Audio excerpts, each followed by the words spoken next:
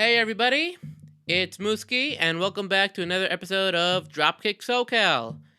Still here, still doing it all by myself now, you know? And as you can see, here's another change. Change of scenery. But yeah, filming at a different location now that it's just me by myself, you know?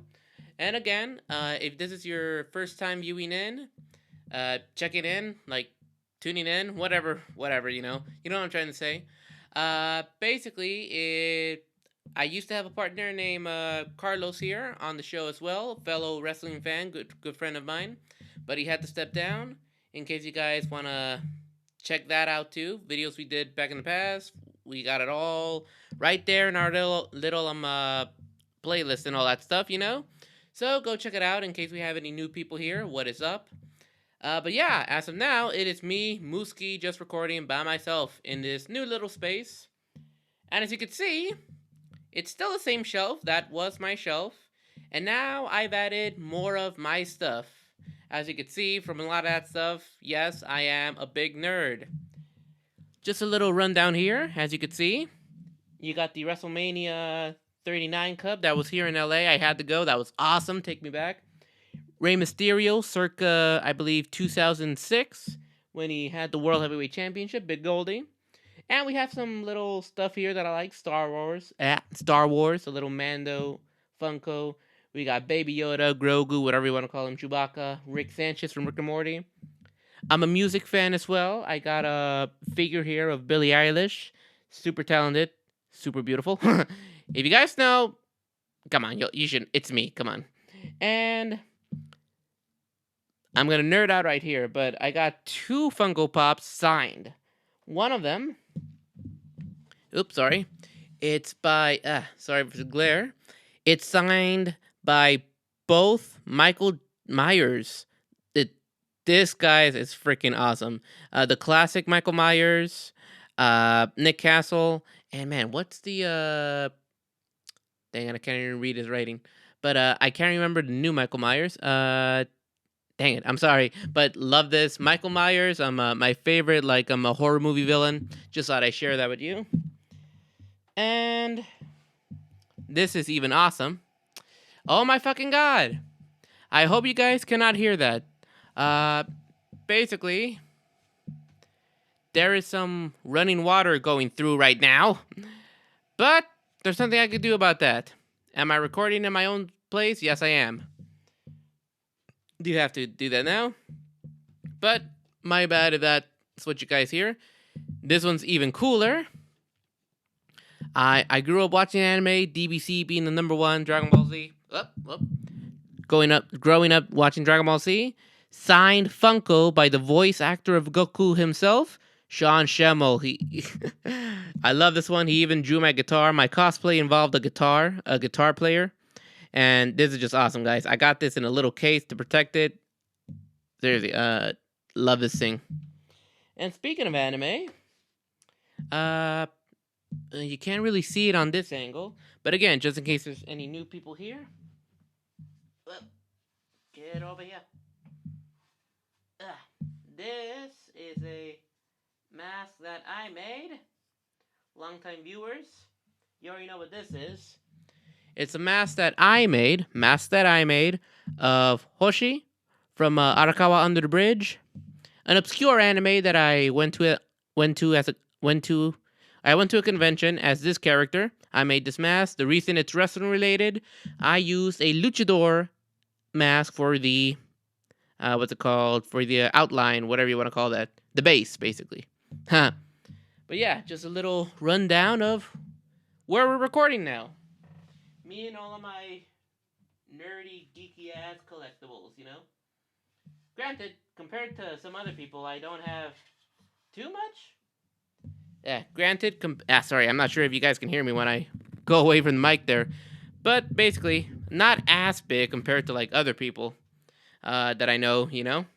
But I hope to make it grow first. But yeah, this is the new space, guys. This is the new space. Hopefully, gets bigger, even if it's just me for now. And hopefully to get a studio, actual studio, that would be the dream. But enough talk about that in our new place now. Why are we here? Wrestling. That's why. So basically, what's going on now is that like I said in the last episode, I'm switching around the recording schedule. So it's late at night now, but I just got through watching the whole week's worth of wrestling. Minus Rampage. I mean, let's be honest, guys. I'm sorry, AEW fans, but do you guys even still watch Rampage? I don't really do it anymore, okay? I mean, it did seem pretty cool this week, but still, First off, I just got finished watching Smackdown, so. And with that being said, sorry, you guys might be hearing some squeaking or something. With that being said, let's talk Smackdown, because it was a pretty damn good Smackdown, if you ask me. Just got off of it, and basically what we saw was some qualifying matches with some possible stories in there. Pardon me, some possible stories in there. For me, number one has to be the women's qualifiers. We have both Bayley and both Io Sky qualifying for the Money in the Bank ladder match. Basically, I'm calling it right now. Io Sky wins, and then the downfall of Damage Control. Yeah, that's what I'm... See, even the neighborhood dog agrees with me, right, baby? Yes, they do. But yeah, I just think Io's the best contender right now, She's popular, she's skilled, and yeah, if you guys haven't had a chance to check her out on NXT, definitely do so. You'll see what I mean. She is bound to do some amazing spots. Cannot wait for that, but yeah. I'm calling it Io Sky. Money in the Bank ladder match for the women's. That should be awesome. And what else do we have here? Bloodline stuff, which I'll get to. But you know what else was just as awesome? Was the... Wait, no. That is part of the Bloodline. What was it? Sorry, guys. I need to look at my notes here a little bit. I'm just going to go off to the side. Oh. Yeah, okay. But yeah, sorry. Just had to look at my notes. Oh, God. I'm so professional, aren't I? It's late night. Come on. Shut up. Okay, but basically... the rest of the qualifying matches were pretty good. Personally, I thought Santos Escobar, Mustafa Ali, freaking killer. Some good spots. A drop kick of Mustafa Ali towards Escobar. That was badass. A freaking Frankensteiner. Definitely go watch that match, guys, if you can. Definitely a highlight. We have Butch qualifying because, come on, it's in the UK. You got to have a fellow UK member, I guess.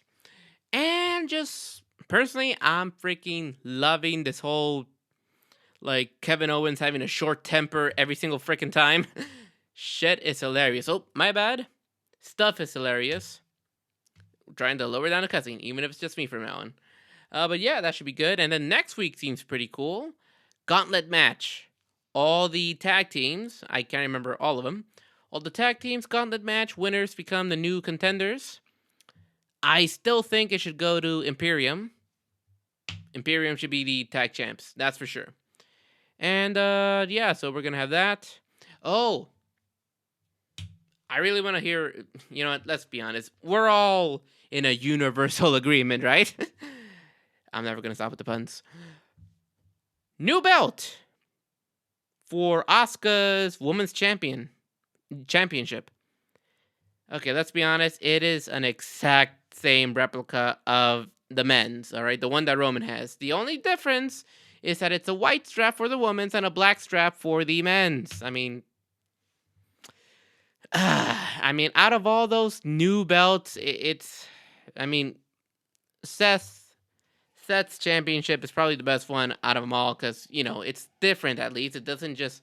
Okay, it does have a W on it, but it doesn't have that big-ass W that's just covering up the entire thing, So, cool, new belt. It's nothing too big of a deal because it's literally just the same freaking belt. Sorry. But along with that, we got to see Charlotte Flair return. That was cool, I guess. Oh God, don't just have her win that title right away again. Please don't. Have it build up to something, Have a little, three-way storyline right now with Charlotte, Bianca, and Asuka. That will be badass.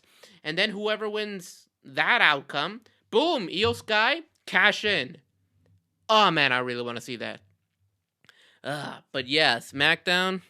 Before I say that, of course I gotta talk about the main event. Well, the opening. Basically, Jay has a choice, as you know. Like pretty much Jimmy's out of the bloodline, but Jay's kinda like fall in line. I'm kidding. But like which path will he take? Stay with his brother or join the bloodline? They gave him a choice. Paul Heyman set up a little match for him to have a chance of winning the U.S. title. Jay was a little, iffy on that. He took the match, talked to Sammy a little bit. I don't know, like they're kind of being. It's always interesting to hear what they say. To show that Sammy still cares a little bit, I guess. Yeah, I mean, to be honest, it might get old a bit, but it's still pretty good. Still going strong. Yeah, we'll see. But point is, it was Jay versus Austin Theory, U.S. title. The match goes, there's a ref bump, and boom, dude. Jimmy comes out, tries to help out Jay, but Solo comes out, keeps him from doing that. He was about to spike Jimmy. Jay stops him. There's a bit of miscommunication, and Jimmy accidentally super kicks Jay. Ooh. And from there, well, Austin Theory takes opportunity, pins him, retains. Oh, now there's tension between the Usos. Damn, y'all. I mean, I could see what everybody means, It, in a way, it kind of is true. The whole Bloodline storyline has always centered around Jay being the main character. So, man, now we just gotta tune into next week, This story just keeps piling up and makes you want to see the next following week, Loving the storyline, y'all. But yeah. Now I could say to end SmackDown, yeah. Great SmackDown episode. Dig it again. And then we look forward to next week. Stack card, gauntlet match, all that crap. It's going to be good. Yeah, so SmackDown was pretty damn good. And now, of course, let's go ahead and talk about Raw. Now, before I continue, I should let you guys know I'm going to try to do something similar like I did last week. Make this whole weekend just 2 videos, Saturday, Sunday. So, kind of like last week, Saturday's going to be mostly talking about news regarding WWE and whatnot. Maybe some extra stuff thrown in there, here and there, all that stuff. But definitely, tomorrow's going to be AEW. But for now, today's episode is going to be WWE. So yeah, I just thought I'd let you guys know. Similar to that next week. If there's not that much news going on, I'll probably, keep it short. And, maybe just do some fun episodes like we used to, if I can. But also, in case I can't, I still have a few videos that I had recorded with Carlos still being here. So, you might see those pop up here and there. Again, I'm doing this all by myself now, so it can't always come out the way we want, So, luckily, we always have some backup. All right. Again, man, hope you're doing good. Guys, go support Carlos on his artwork. All the information I've included in last week's video, so go, I'm not going to make you do that. I'll just put his IG handle over here somewhere again. All right, right there. Go search him up. All right, go support. All right, but now back to Raw. So Raw was pretty good as well. Got some news for you on that, though, later towards the end. As you know, big headline, Seth Rollins has his first title defense against Damian Priest. How did that come about? Well, social media. I kid you not, literally. Make sure that's close enough to me. Want to make sure. Basically, Seth Rollins put out that challenge on social media. Whoever wants to, hit me up. Damian Priest replied with a video or something, and that's how it came to be. Damn, that is a good way. Not gonna lie, I dig that. I mean, if it's a champion making the challenge anywhere, someone takes it, go for it. Thought that was kind of cool. But we're gonna get to that. Well, let's say this. So it starts off with the opening segment of Seth, the champ.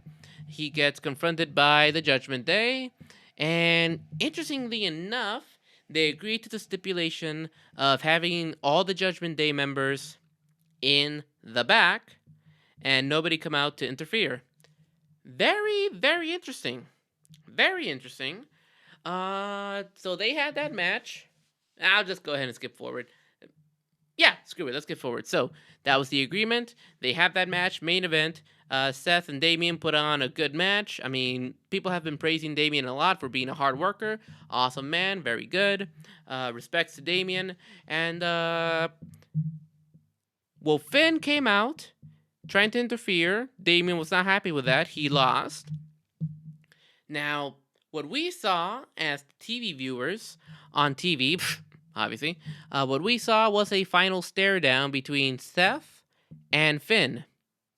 So they might be taking her out there, you know, like Finn originally beat Seth, but because of injury caused by Seth, literal real world situation right there. Yeah, so that's going to be interesting. That should be good. However, the cameras kept rolling afterwards, and what we didn't see as television viewers, but everywhere else, it got on social media from the viewers there at the stadium, was Damian Priest and Seth Rollins showing, well, but a show of respect. They basically just shook hands. So it's possible we may also see maybe a face return for Damian Priest, maybe, and possibly a little collapse of the Judgment Day as well, which I'm not gonna lie, it would suck. The Judgment Day, it's growing on a lot of us, you know, well, let's be honest, I love Edge, but once he kind of, you know, story there goes, once he heard that they were trying to make it spooky, he decided to quit, they kicked him out, and then just perfect timing with everything else, you know, they didn't go spooky, they just became a bunch of, like, rapscallions and whatnot, whatever you want to call them, just causing whatever the hell they wanted to do, doing whatever the hell they wanted to do, you know? I mean, the ex-con Dom? Con Dom got over. Come on. That is hilarious. Oop. Audio. Alrighty. But yeah, I would hate to see the collapse of freaking Judgment Day at this point, you know, but we'll see how it goes, you know. There's definitely a way to do it where everyone could come out on top. I mean, Rhea's gonna come out on top regardless, you know, because, I mean, everybody loves her. She's already a champ. Keep Dom by her side, obviously. But, would definitely be more of a fallout between Priest and, who was it? Finn Balor. That should be interesting to see. But, you know, it's still early. We'll see what's going on. But besides that, yeah, there were some more interesting things that happened. I believe there were some qualifying matches for Money in the Bank. I can't remember, to be honest. Pretty sure there were. Oh, for the women's, yeah. So I believe you have Becky and Zoe Starks. Awesome. A veteran and a newcomer. I'm wishing the best for Zoe Starks. I think they're gonna develop more of the storyline between them. You know, Trish, Zoe, and Becky. That's a little bit more interesting than having them win Money in the Bank. You know, again, I'm saying Io. Let's go, Io. But who else? Oh, again, Kevin Owens is just killing it. Before SmackDown, he did this whole thing with Imperium on Raw. The whole, like, uncalled, unspoken, unwritten rule that you have to wait, you know, for your name to be called before making an appearance. Imperium just shows up, pisses them off. Hey, let's go have a match right now. You're pissing me off. It was KO and Walter. Good match. And honestly, you guys did. It was done pretty well where nobody seems to have lost any momentum. I mean, nobody would, you know? Like, nobody would have. If it's KO and it's Walter, just as long as they put on a good match, which they did, you could have a winner, you could have a loser, and they all come out still looking strong, you know? If you're wondering, it was a surprise roll-up, Gunther on KO. So, you know, KO still looked pretty strong coming out of it, because I guess being pinned by a surprise roll-up is, I don't know, whatever. But again, they both come out looking strong, having an entertaining segment and an amazing match. So yeah, that was awesome. And what else did we have on Raw besides that? Oop. Sorry, guys. Gotta make sure I check my recording stuff here. And let me see here. What else did I have? Sorry, guys. It's been a long week. I gotta check my notes here. Oh, that's right. Speaking of the Judgment Day, Miz, Cody Rhodes, Dom Dom, and Rhea. There we go. Miz TV segment. You had Cody Rhodes as a special guest, and then Miz calls out another special guest, Dominic Mysterio with Rhea, of course. Now, I'm not gonna lie, this was a pretty cool exchange. They were going back and forth with each other, and you gotta give it up for Cody for coming up with this line. He admires, respects Rey Mysterio. Like any other person, he's made mistakes in his life. He's looking at one right now, looking straight at Dominic. Y'all gotta say that was good. And then Dominic, being the bitch character that he is, gets a cheap shot slap at Cody, hides behind Rhea. So I will say, now that left us with wanting to see Cody versus Dom, but I'm sorry, WWE fucked up by, like, next week, we're gonna have Miz versus Cody. That's not what we wanted to see, I'm sorry. I guess if you're gonna go a little bit more long-term with that, cool, but come on. We want to see Cody beat up Dom. Come on, man. But whatever, that'll be fine. We know we're gonna get that eventually. You can't just set that up and not do it, you know? Sorry. But yeah, honestly, good week for Raw and SmackDown. I didn't really get a chance to... Oh! Actually, yes. As a matter of fact, I almost forgot. This kind of ties into the tag teams as well, which I almost forgot. This is gonna be kind of weird. But point is, we had some more... we had another NXT call-up. Let's see here. What was it?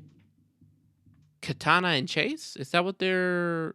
Hold on. Sorry. Gotta check my notes. What were the names again? Oh! Katana Chance and Kaden Carter. There we go. Haven't learned the names. They stepped up to Ronda Rousey and Shayna Baszler. Did a good match. They did well. So I hope to see them go more for the titles as well. They're a great team if you haven't checked them out on NXT. But I'm sorry. I also just gotta bring this up. Shayna and Ronda, amazing, like, in-ring workers, but I'm sorry, their insult game is just bad. Munchkin Land, figurative balls. And remember a while ago, freaking Ronda said after, like, Shayna beat up, who was it, Shotzi? She was like, clean up on aisle green. I'm sorry, their insult game is just bad. It's just bad. I love them as workers. They're great in-ring workers. In-ring workers, but God, their insult game. They gotta work on that. I'm sorry. Like, you're threatening in the ring, but you're not threatening when you get on that mic. Please work on that. And speaking on that, also with the Tag Women's Championships, I forgot to mention this on SmackDown. I forgot their names too. Abba Fire and Isla Dawn? Something, you know, the red-haired witches and all that stuff. The NXT Tag Champs. They're going to face Shayna and Ronda and unify them? Okay, this is going back to the draft, but why bother... That's the thing I don't get. Why have these NXT call-ups who are current champions and just have them appear with the championships? I mean, with Indy Hartwell, it made sense because she relinquished that championship. Because obviously she was drafted to Raw. But why keep them with the, you know, whatever. It doesn't make sense. Sometimes wrestling just doesn't make sense. I'm sorry. We all know that. Yeah. It just doesn't sometimes. But yeah, guys. It's also just getting late. But whatever. We can do this. That's a little recap on Raw and SmackDown, you know? Oh. Now, while we're on the subject of NXT, I managed to catch a little bit of this. Something from NXT this week. The Rock's daughter, Simone, I believe her name is. Yeah, Simone Johnson, I believe she's Ava Rain in NXT, has won her first match. She has won her debut with Schism in a tag team match. She got the pin, I believe, against Diamond Mind. That is awesome. Now, let's be honest. How many of y'all still remembered that The Rock's daughter is wrestling on NXT? I almost forgot. I'm gonna be honest. Like, yeah. But I think it's pretty cool. You see, like, at first it made big news because it's The Rock's daughter finally getting in the ring.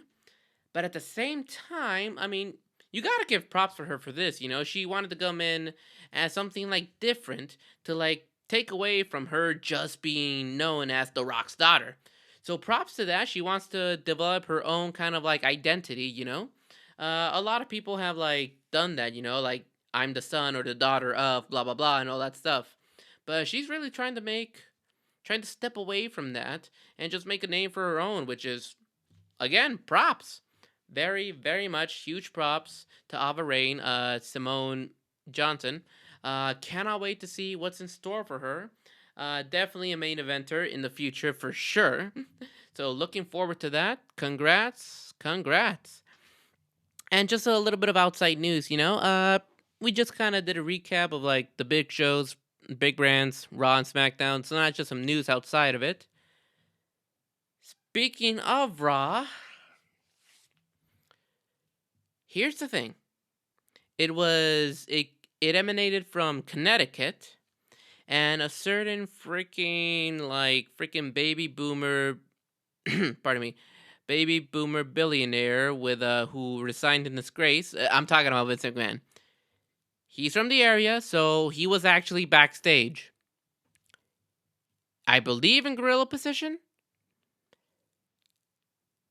You might think it's a bad thing, but as you heard me just now, and I'm pretty sure like a lot of you thought so, this Raw was actually pretty good. Now, I don't think McMahon went all crazy or had that much say. He was backstage, he was throwing some things here and there, but at the end of the day, it wasn't a complete, terrible, stinky ass show. I mean, I gotta say stinky because, you know, cussing. It wasn't a bad show compared to when he took control, like the Raw after WrestleMania. That was crap! But this one was good. So again, I mean, with Vince, it's always been 50-50 with him, you know? Like, half of it is gold, the other half is just absolute a steaming pile of crap. This was the latter. So yeah, okay. We don't have to worry too much. My guess is he was kind of there, but not fully in control. If he was fully in control, we would not have gotten that segment with KO and Gunther. Who knows, man? But yeah, Vince McMahon was backstage, but it still managed to be a good Raw. Thankfully. Thank goodness. Yes! Whew. Just please keep his visits to a minimum. That's all we ask for. Keep his visits to a minimum, please. Please. Okay. Sorry, I won't get started on any rant, alright? Alrighty, but along with that, I guess a little bit more of a downer side news, I guess, when it comes to, speaking of McMahon, when it comes to some of the people he's fired who have come back, Braun Strowman, I believe he's out with an injury, unfortunately. Hope he gets better soon, and there were supposedly also some rumors of another person who was released by Vince, came back from Triple H. Bray Wyatt, Wyndham Rotunda. Now, he was out with some kind of illness. He's hoping to come back, but here's some interesting news that came out this week. It turns out that around the time of the Royal Rumble, the WWE like head writers and stuff, executives, whatever you want to call them, the people in charge of creative were wondering. They were really considering bringing back The Fiend. They really wanted to bring back The Fiend. I personally would have loved it. If Carlos was still here, he would have said, "Nah, man, that shit was stupid." Missy, man, hope you're doing good. Well, I know you're doing good. I still talk to you. Sorry, it's weird. But yeah, unfortunately, the Fiend character cannot come back because the creator of the mask confirmed, unfortunately, all the molds for the Fiend mask have been destroyed. So you can't make new mask. So yeah, it's official. No more Fiend. No more Fiend. Now I'm not really one person who like knows anything about special effects, but like if you think about it, you can't rely on just one mask for like an entire year worth of like how many 50, 60 shows? I don't know. Yeah, you can't, like obviously like you travel around, one mask will get ripped off, but then you have another mask that's back up, and then that backup gets ripped up or torn, and you just got to be ready to create a new one when necessary. But if the molds are destroyed, the base to like make that stuff, yeah, there's no more Fiend. Oh well, guys, I mean, it was a great run while it lasted. And again, with Bray Wyatt, he's an incredible creative mind. He's bound to come up with something that could be just as good. Again, like we're all still kind of waiting on what's gonna happen with the whole like Uncle Howdy and stuff, but with both him and his brother being out, I mean, you know, but just gotta believe something is bound to come up on the horizon or something. Okay, dang it. It's just not the same without somebody to piss off with your stupid puns anymore. Whatever. Alrighty. But as for that, what else do we have in the news? Uh sorry. It's like I said, it's late night. I can't remember. Let me just check my notes, please. Oh, some news about my dad. If you guys have been watching the show long enough, you know who I'm talking about. I'm talking about the Scottish warrior, Drew McIntyre. Now, one of the reasons he's been out for a while, he is now a U.S. citizen. So yeah, congrats, man. Coming from an immigrant family myself, I've seen family members of mine like really like work their ass off to like study and learn English. I mean, being Scottish, you already knew how to. So yeah, but no, still props. But yeah, learning another language, one hell of a thing. I've seen my family members do it and succeed. So congrats, man, on becoming a U.S. citizen. You could work freely now without having to worry too much about like immigration, whatnot. I don't know. But yeah, so congrats to him. And well, it's still kind of out there. The whole news about him not being happy with creative. He may leave like towards the end of the year. Who knows? Or actually, I believe it wouldn't be until next year. I can't remember. But point is, yeah, we're still speculating on like whether or not Drew will actually stay with WWE. I mean, if he does come back, I'd say heel character. Make him that like psychopathic Scotsman again. Have him like feud with Seth Rollins. That'd be a little, little change. And I could definitely see like maybe in that character he could win the new World Heavyweight Championship. That's just an idea there, you know. And speaking of the World Heavyweight Champion, it's a little minor thing, but it's just something for me. Now, this is going back to Night of Champions. Do y'all remember the triple main event? Personally, the main event to me is always what closes the show. Ain't no triple. Maybe you can make an excuse for a double. Two big stellar matches at the end that close it. Okay. And you know what? You could even call it a triple main event if all three of those matches close. But you open with the World Heavyweight. At first, everybody had said that Seth had to leave early to go back to the States and finish up some filming, for that new Captain America movie. Hence why also like Becky's match went right afterwards, so they could both leave. But it turns out that is not true. Seth had completely finished recording for the movie. So yeah, he was done. So now, WWE has no excuse to have opened with that and call it a main event, okay? I'm going to leave it as that. It's just a little minute thing that I am not going to rant over. But yeah, you got no excuse. Main event always closes the show. Main event always closes the show. Doesn't matter what you say. Yeah. Speaking of one of those main events, last little bit of news. Speaking about creativity and main events and all that stuff. As you know, we're about to have a rubber match very soon, like a tiebreaker between Cody Rhodes and Brock Lesnar, or Brody versus Cock.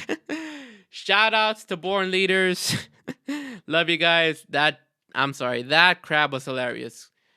If you guys watch them, you know what I'm talking about. And if you don't, I'll put like their stuff here too. Like, go follow them. Love those guys. Check them out. It's a joke. You'll get it if you watch the show. But yeah. Originally, Cody had pitched an idea for one of those matches between Brock to have been a dog collar match. Not gonna lie, that would have been pretty damn cool. We've all seen Cody do stuff with dog collars. Amazing stuff. And honestly, you put Brock on the other end of that dog collar and you would have had some pretty intense, gruesome stuff. The reason it didn't really go through, they shut it down. They shunned that away, whatever you want to call it. Because basically, dog collar matches can be pretty brutal, and these guys want to market toys. So yeah. But yeah, guys, we'll see something else down the road. But for now, that is about it for all the news, folks. Little recap on WWE and just any news that came out there. So, as always, you guys let me know what you think so far, how this week has been for wrestling. Comment down below. Follow on the social media and everything. Follow all the other homies too. Carlos and the Born Leaders Wrestling Podcast. And I will be seeing you guys tomorrow for some AEW news. I gotta get this stuff down quick because it's getting late. But yeah, guys, as always, dropkick that subscribe button, and I'll see you in the next episode. Take care. Peace.